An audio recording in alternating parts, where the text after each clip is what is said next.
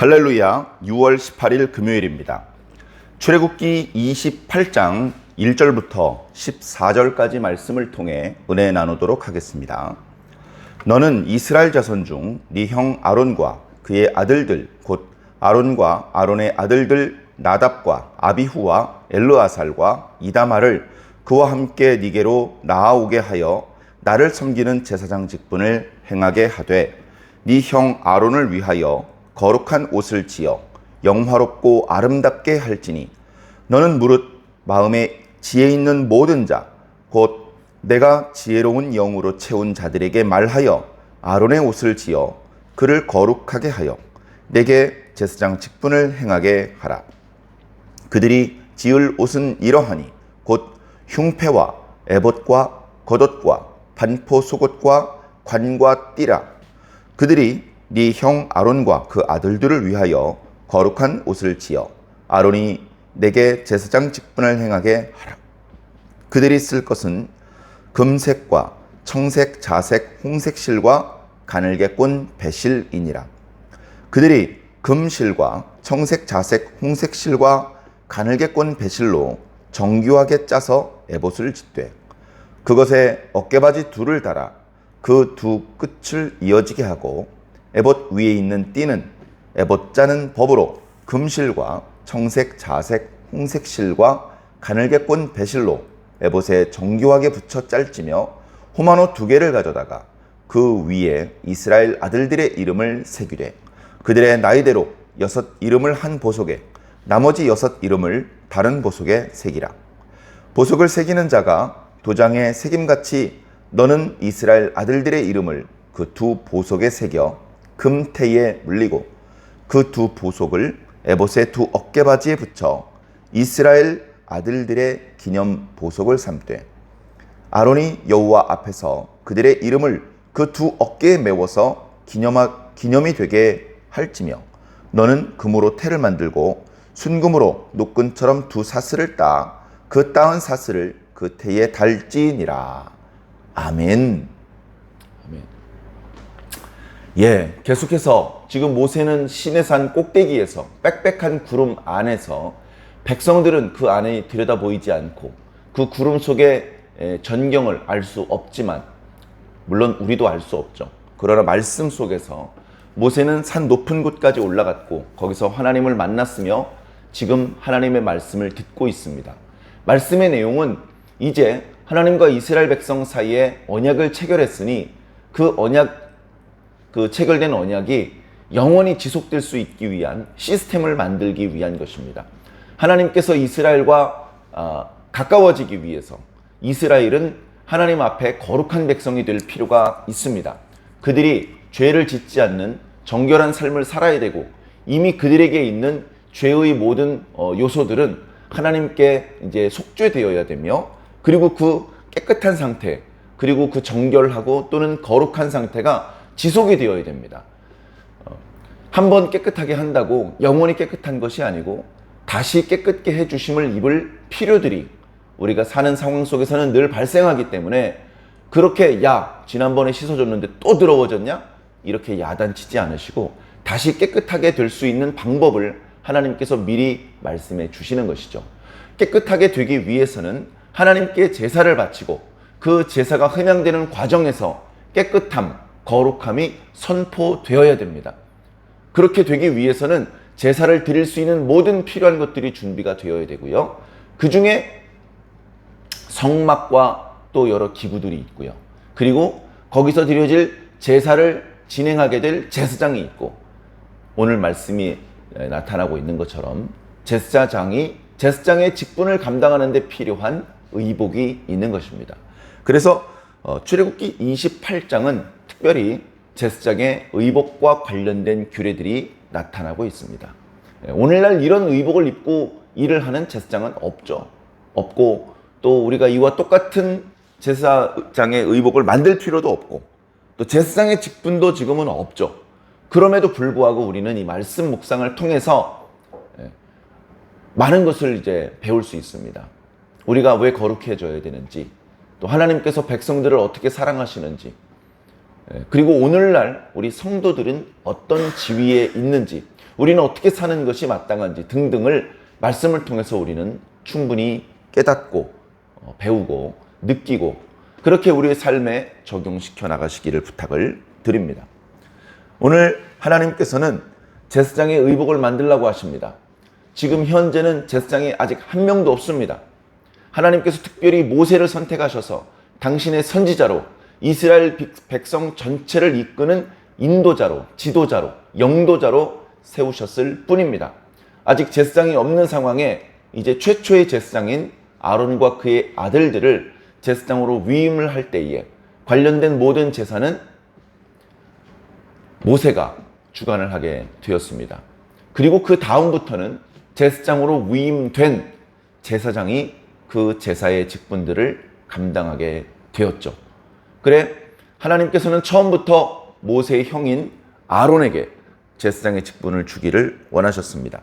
뒤에 보면 백성들이 금송아지를 만들어서 우상숭배라고 하는 있을 수 없는 엄청난 죄를 저질렀을 때 하나님과의 언약 관계가 깨질 위기가 발생했을 때 그 계약서에 해당되는 그 돌판을 깨트려야만 하는 그런 엄청난 위기의 상황이 발생됐을 때 아론이 지혜롭게 백성들을 단속하지 못합니다. 오히려 백성들의 말에 휘둘려서 백성들이 원하는 대로 금송아지를 만들어주는 그런 역할을 하는 듯한 그런 이제 말씀들이 뒤에 나타나고 있는데요.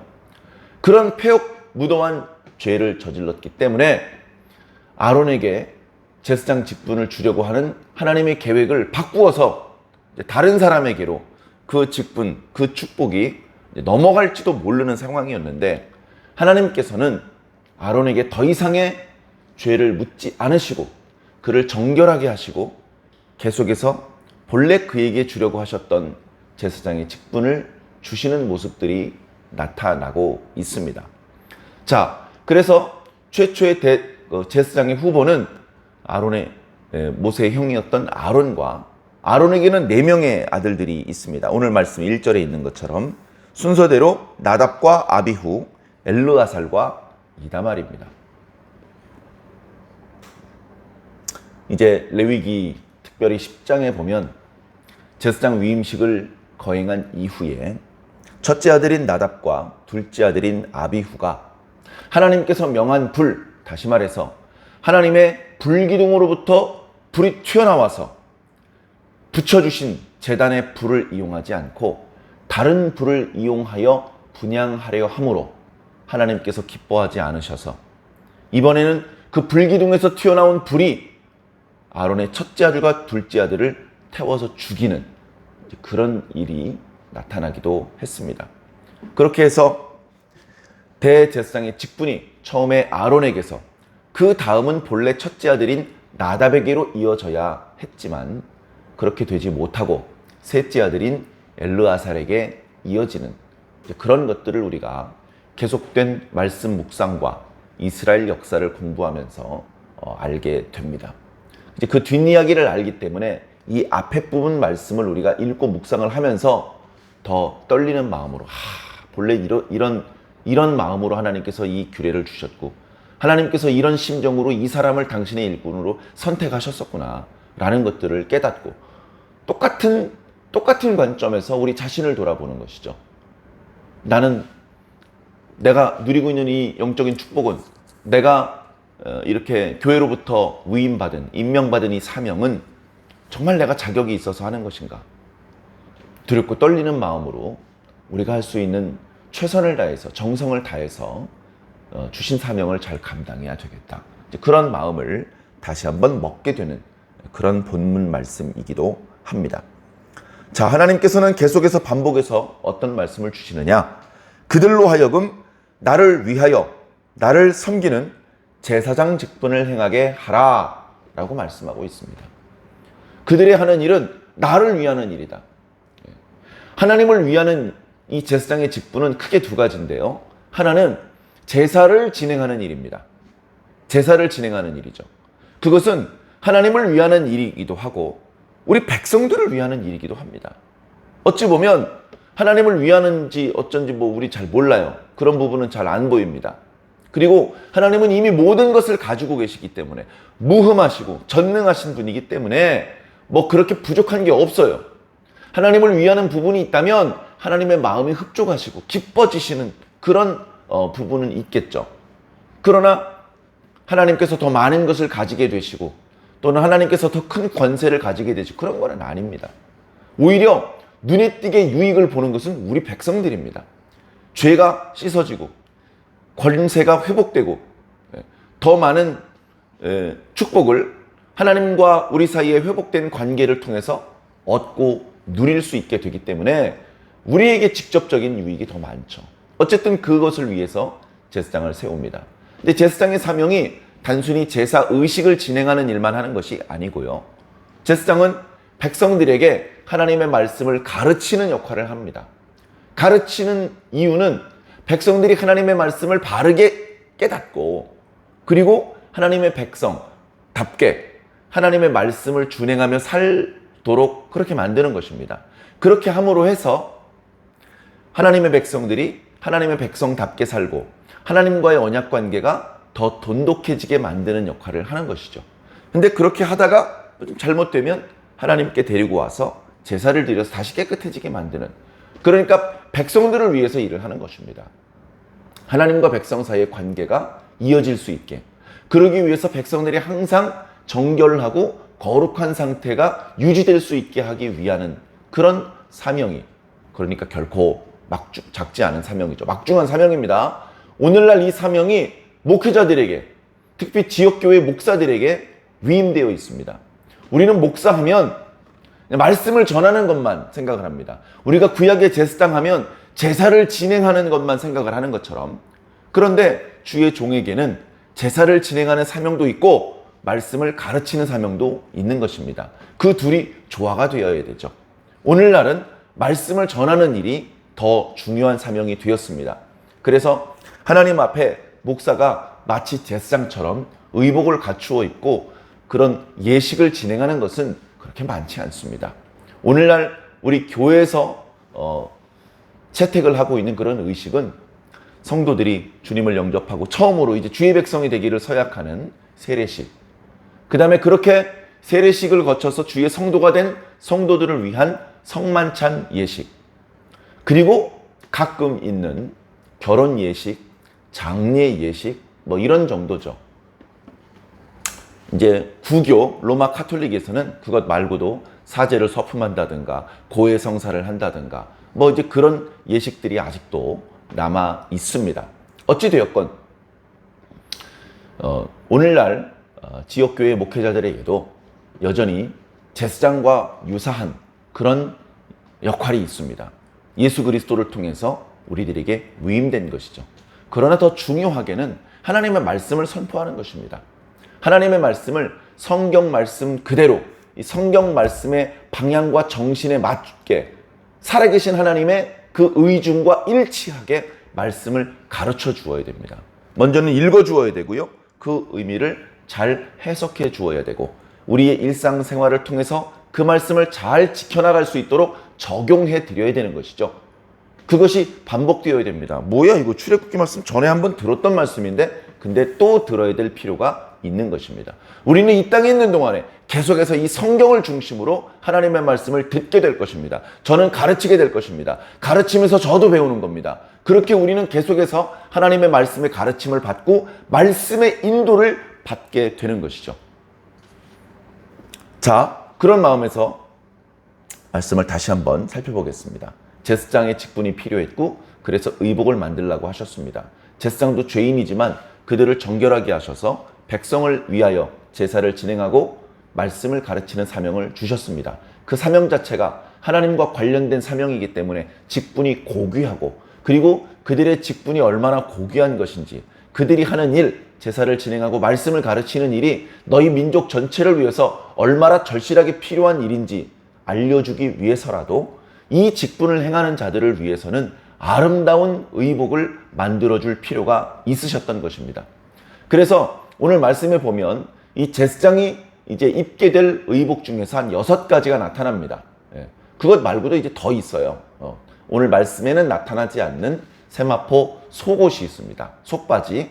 그 다음에 저 뒤에 이제 36절인가요? 거기쯤에 나타나고 있는 금패가 있는데요. 자, 그것까지 다 합해서 제사장이 옷을 입는 순서대로 한번 설명을 드려보겠습니다. 오늘 본문에는 그 의복을 구성하는 요소 중에 중요한 요소를 먼저 이렇게 소개하고 있는데요. 저는 한번 옷을 입는 순서를 따라서 한번 말씀을 드려보겠습니다. 제사장은 제사장의 의복을 입기 전에 먼저 자기 몸을 물로 씻어야 했습니다. 그렇게 깨끗하게 한 다음에 세마포 속바지를 먼저 입습니다. 왜냐하면 제단 위에 제법 높은 곳까지 올라가야 되는데 속옷을 입지 않은 채로 올라가므로 하체가 드러나는 것은 하나님께서 매우 싫어하시는 것이었습니다. 그래서 제사장들은 먼저 속바지를 입도록 말씀하셨고, 그렇게 속바지를 입었더라도 계단을 만들지 말아라 라고 말씀하셔서 계단이 아닌 경사면을 따라서 그 제단 위에 올라서도록 그렇게 만드셨습니다. 자, 그렇게 속바지를 먼저 입고요. 그 위에 속옷을 입습니다. 속옷을 이제 반포 속옷이라고 말씀하는데요. 이 속옷은 주로 세마포로 만들어서 하얀색입니다. 하얀색. 이제 줄무늬가 있다, 이제 그렇게 표현하는 분도 있는데요. 주로 이제 흰색으로 되어 있는 세마포 속옷을 입습니다. 그리고 그 세마포 속옷이 자기 몸통보다 충분히 넓게 만들어져 있기 때문에 그 세마포 옷이 펄럭이지 않도록 띠로 그 세마포 옷을 자기 몸에 이렇게 밀착을 시켰습니다. 그렇게 해서 단정하게 그렇게 했죠. 그 다음에 관을 씁니다. 관은 이제 모자를 쓰는 건데요. 이제 음식점에 보면 빵을 만들거나 주방에서 일을 할 때 혹시라도 머리카락이 음식 속에 들어가지 않도록 요리를 하는 사람은 모자를 쓰죠. 과거에는 약간 우스꽝스러워 보일 정도로 조금 큰 모자를 머리 위에 썼었습니다. 이제 그것과 같은 형태는 아니지만 매우 유사한 방법으로 그렇게 모자를 썼습니다. 세마포로 만든 모자인데요. 그 모자를 이렇게 쓰는데 그 모자의 정확한 형상은 우리가 지금은 알 수가 없죠. 그렇게 해서 모자를 썼습니다. 거기까지가 제사장의 의복입니다. 그런데 여기에서 대제사장은 몇 가지가 더 추가가 됩니다. 자, 대제사장은 반포 속옷 위에 겉옷을 입습니다. 겉옷은 반포 속옷을 입은 그 위에 덧입는 것인데요. 반포 속옷은 빛깔이 청색으로 물들이게 되어 있습니다. 그리고 그 길이가 속옷은 거의 발목 있는 데까지 땅에 끌리는 것처럼 이제 길쭉한데 그 위에 입는 겉옷은 무릎 정도까지 오는 앞치마와 같은 그런 느낌입니다. 그리고 소매도 손목까지 오는 것이 아니고 중간까지 오는 그런 정도의 겉옷을 입게 하셨습니다. 그리고 그 겉옷 위에는 에봇이라고 하는, 요즘 우리들이 보는 의복 중에는 조끼와 같은 형태의 옷을 입도록 하셨죠. 그래서 에복을 먼저 겉옷 위에 에봇을 입고요. 그리고 에봇 위에는 흉패를 붙이게 되어 있습니다. 가슴에 붙이는 패라고 해서 흉패입니다. 거기에는 이스라엘 12지파를 상징하는 12보석을 그 흉패 위에 물리도록 말씀하셨고요. 그 흉패 안에는 돌멩이 2개를 넣을 수 있도록 하셨는데, 우림과 툼밈이라고 하는 재판을 할 때 판결을 할 수 있는 그런 돌을 그 안에 넣도록 말씀하셨고, 그 흉패를 에봇에 단단히 고정하도록 말씀을 하셨습니다. 그리고 그 흉패를 이렇게 몸에 입는, 착용을 하는 과정에서 흉패 그 에봇의 앞면과 뒷면을 연결하는 어깨바지를 어깨에 이렇게 걸치게 되어 있는데요. 그 어깨바지 위에는 호마노라고 하는 보석을 금태에 물려서 하게 되어 있습니다. 호마노에는 넓적한 보석인데요. 거기에는 야곱의 12아들의 이름을 6명씩 좌우에 이렇게 도장을 새기는 방법으로 새겨서 어깨에 붙이도록 되어 있습니다. 그리고 아까 일반 제사장이 입었던 의복 중에 머리에 관을 썼는데요. 관 위에 금으로 패를 만들어서 여호와께 성결이라고 쓰고 그것을 관 위에 이마에 이렇게 붙이도록 그렇게 되어 있습니다. 그렇게 금패까지 착용을 하면 대제사장으로서의 모든 의복을 착용한 것이 되는 것이죠. 대제사장은 한 명입니다. 그리고 나머지는 그냥 보통 제사장입니다. 그래서 보통 제사장들은 이제 상번제를 드리거나 이제 여러 가지 또 일상적인 그런 제사를 드리는데 봉사를 하고요. 나중에 제사장이 많아졌을 때 제사장을 선발하는 기준과 그리고 그들이 섬기는 섬김의 어떤 질서를 위해서 반차를 따라서 1년에 2차례씩 회막에서 성전에서 제사를 드리는 일을 섬기는 그런 사명을 맡기는 이제 그런 질서가 나중에 생기기도 했습니다.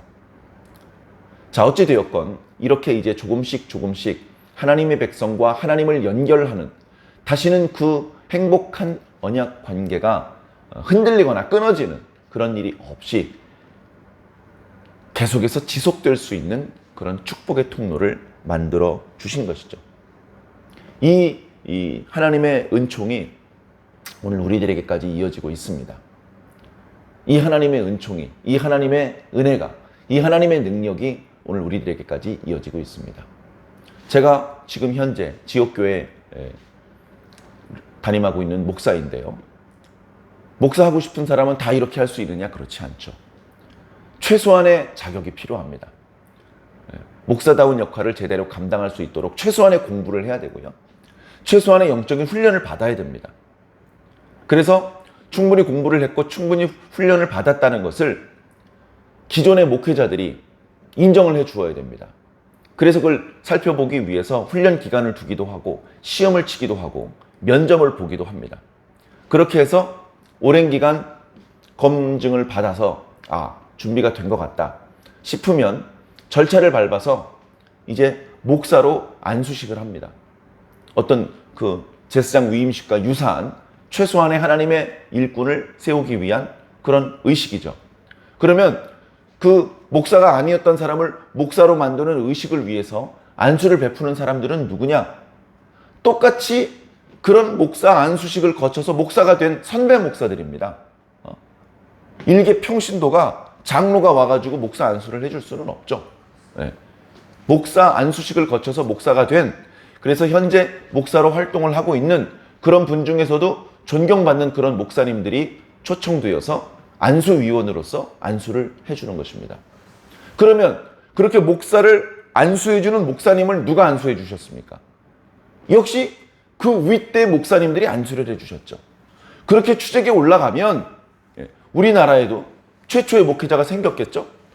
그 최초의 목사, 길선주 목사님 같은 분들 누가 안수해 주셨습니까? 선교사들이 안수해 줍니다. 선교사들은 누굽니까? 또 선배 목사님들에 의해서 안수를 받은 목회자죠. 그러면 그렇게 선배를 따라 올라가다 보면 어디까지 올라가느냐? 사도들에게까지 올라갑니다. 사도들. 사도들이 속사도가 교부들에게, 그리고 계속 그렇게 이제 내려갔고, 그것이 종교개혁 이후에 계속해서 오늘날 우리들에게까지 이어온 것입니다. 그러면 사도들은 누가 안수해 주었느냐? 사도들은. 예수님은 안수해 주는 거 자주 안 하셨어요. 그런데 사도들은 하나님께서 직접 성령으로 안수해 주셨습니다. 우리가 잘 아는 것처럼 주의 성령이 불의 혀와 같은 모습으로 제자들의 머리 위에 임했다고 성경은 증언하고 있습니다. 그렇게 하나님께서 주시는 직분의 기원은 결국은 하나님입니다. 하나님으로부터 출발한 거예요. 물론 그렇게 하나님께 안수를 받았던 제자들 중에서도 상대적으로 주의 일에 소홀한 제자들이 있었을지 모릅니다. 그리고 그렇게 사도들을 통해서 안수를 받았고, 그렇게 안수가 계승이 되어서 오늘날까지 오는 과정에서 어떤 안수받은 목사님은 자신의 사명에 충실하지 못하고 이단으로 빠지거나 태만하거나 범죄하는 일도 어쩌면 있었을지 모릅니다. 그렇게 곁길로 나간 분들이 한두 분 계시다고 해서 지금 현재 일하고 있는 모든 목사님들의 영적인 권위가 부정되어야 하느냐? 그런 건 당연히 아니죠. 그 안수식이 중요한 것이 아니라 그것은 그저 눈에 보이는 가시적인 의식일 뿐, 실질적으로는 지금 현재 하나님을 위해서 일하는 모든 목회자들도 영적으로 하나님께 안수를 받은 것이고 영적으로 하나님으로부터 공급을 받아서 일하는 것입니다. 하나님께 공급받은 것은 없고 그저 이 땅에 있는 지식들을 이리저리 조합하고 짜맞추어서 짜집기해서 그것들을 영의 양식 삼아 성도들에게 먹인다면 참 목자라고 하기에는 사꾼에 가까운 것이 아닌가 싶은 거죠. 그래서 현직 목회자님들을 너무 낮추어 보지 않으시길 바라고 그들이 정말로 하나님의 일꾼다운 일꾼으로 일할 수 있도록 기도를 많이 해주십시오. 우리 성도들 신앙생활하는 과정에서 얼마나 유혹이 많습니까? 상처받을 일도 많고요. 그런데요, 목회자들은 상처받을 일이 훨씬 더 많고요. 유혹도 훨씬 더 많습니다. 그것을 물리치고 모범적인 신앙인의 모습으로 성도들을 권면할 수 있는 자질이 되기 때문에 그런 사명을 주신 것인데, 그럼에도 불구하고 가끔 그런 어떤 유혹들을 온전히 뿌리치지 못하고 범죄하는, 그래서 덕스럽지 못하고 주님의 영광에 먹칠을 하며 모든 선한 교회들의 이미지를 손상시키는 그런 경우도 심심치 않게 우리에게 나타나고 있습니다. 여러분들을 위해서 기도하고 여러분들에게 주의 말씀을 가르쳐주는 주의 종이 계속해서 건강한 주의 종으로서의 역할과 사명을 잘 감당해야 우리 성도님들에게도 유익되지 않겠습니까? 그래서 목회자들은 당연히 성도들을 위해서 날마다 기도해야 되고요. 성도들도 자신을 섬겨주고 있는 그 주의 종, 목회자를 위해서 꼭 기도해 주실 필요가 있다는 것을 명심해 주시기를 부탁을 드립니다. 하나님께서 모세를 통해서 말씀을 주시는 것이요, 좀 재미가 없는 것 같아도요, 어떻게 보면 뭔가 꼬리에 꼬리를 무는 것 같은 그런 말씀들이 나타나고 있습니다. 처음에는 성막을 만들라고 하시면서 언약궤부터 말씀을 하셨죠. 떡상과 순금 등잔대를 만드는 방법을 말씀하셨습니다. 그리고 이제 다른 것들을 만드는 방법도 쭉 말씀을 해주시다가 어저께 말씀을 보니까 그 등잔대의 등불은 항상 켜두어라. 아론과 아론의 아들들이 이것들을 항상 돌보도록 해라. 이렇게 말씀을 하셨거든요. 그렇게 뭔가 꼬리에 꼬리를 무는 것 같아요. 등잔대의 말씀을 주시더니 등잔대를 이렇게 관리를 하라고 부탁을 하시고 그 관리를 맡은 아론과 아론의 아들들의 말씀을 꺼내시더니 그 다음 장인 28장에는 그 아론과 아론의 아들들, 다시 말해 앞으로 제사장으로서 성막에서 하나님을 섬기게 될 이 제사장들을 위한 의복에 대해서 말씀하십니다. 그러더니 이어지는 말씀에 보면 3절에 보면 이 제사장의 의복은 지혜로운 마음을 가진 사람이 만들어야 될 것이다. 그 사람이 누굽니까? 내가 지혜의 영을 부어주는 사람이 그 사람들이다 라고 말씀을 하시죠. 그러므로 이제 이 성막과 의복과 여러 가지 뭔가 만드는 작업을 말씀하신 이후에는 누가 지혜로운 사람인지, 하나님께서 누구에게 지혜의 영, 다시 말해서 성령을 부어주셔서 모세에게 보여주셨던 이 성막을 실질로 만드는 작업을 하게 될지 어쩌면 이제 뒤에 이어져서 말씀들이 나타나게 될 것 같습니다. 재미가 없는 것 같아도, 지루한 말씀이 그냥 나열되는 것 같아도 뭔가 이렇게 흐름이 있다는 것을 우리는 또한 느낍니다. 또 하나님 안에서는 작은 사명도, 그러니까 모세 같은 사람들 또는 아론 같은 사람들만 하는 이 역할이 아주 중대하니까, 그러니까 성령 받아서 일하는 주의 종이다. 그런 게 아니고요. 강단에 서서 설교를 하는 것이 아니더라도, 부엌에서 음식을 만드는 것이라 하더라도 하나님의 모든 종들은 성령 받아서 일해야 된다. 그래, 옷을 만들고 널판지를 이렇게 자르고 그 널판지를 접합하고 이런 일을 하는 사람들조차 하나님께로부터 지혜로운 영을 부음받아서 일하는 하나님의 일꾼들이다. 오늘 우리들 모두가 그렇게 되어야 되죠. 자, 제가 제사장의 말씀을 드리면서 현직 목회자들을 빗대어 설명드렸는데요. 강단에 서서 설교를 하고 또는 세례식이라든가 성만찬 의식을 직접 집전하는 것은 아니더라 하더라도 영적인 지위로 말씀드리자면, 사랑하는 성도 여러분, 예수 그리스도를 구주로 영접하신 여러분 모두는 하나님 앞에 제사장입니다. 우리 교회에 소속된 모든 구성원들은 하나님 앞에 거룩한 나라 제사장으로, 왕같은 제사장으로 하나님 앞에 부름을 받은 것입니다. 그렇기 때문에 우리는 당연히 제사장으로서의 역할을 감당해야 되죠. 그래서 강단에 서서 말씀을 전파하고 있는 목사님들 뿐 아니고 또는 어린아이들을 이렇게 모아놓고 그들에게 공과를 가르쳐주는 그런 선생님뿐 아니고 예수 믿는 모든 그리스도인들은 영적으로 자신이 제사장의 직분자임을 깨달으시고 제사장에 합당한 사명들을 감당해 주시기를 부탁을 드립니다.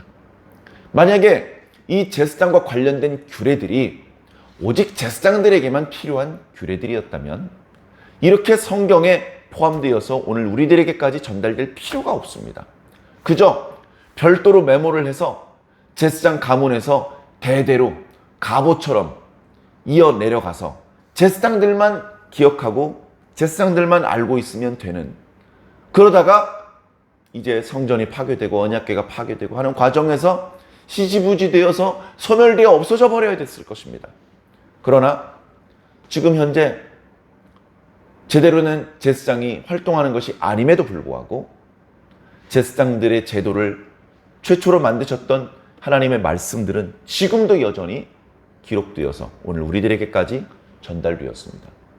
우리는 이 말씀의 모양대로 그대로 따라 흉내내기 위해서 이 말씀을 읽은 것이 아니고요.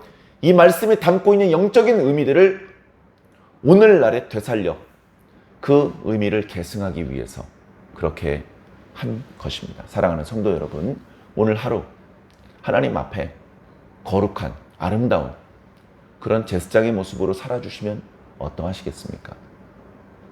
오늘은 금요일입니다. 일상의 일들을 빨리 마무리해야 되죠. 왜냐하면 주일을 준비해야 되기 때문에 그렇습니다. 그냥 주일은 그냥 노는 날, 쉬는 날, 조금 특별히 바쁜 일 없으면 교회 한번 가볼까 하는 날, 이게 아닙니다. 우리의 있는 힘, 우리가 할 수 있는 최선의 정성을 다 쏟아서 준비해야 되는 날입니다. 왜냐? 평일날 우리가 만나게 되는 학교 선생님, 직장 상사보다 더 크고 높으신 분을 만나는 날이기 때문에 그렇습니다.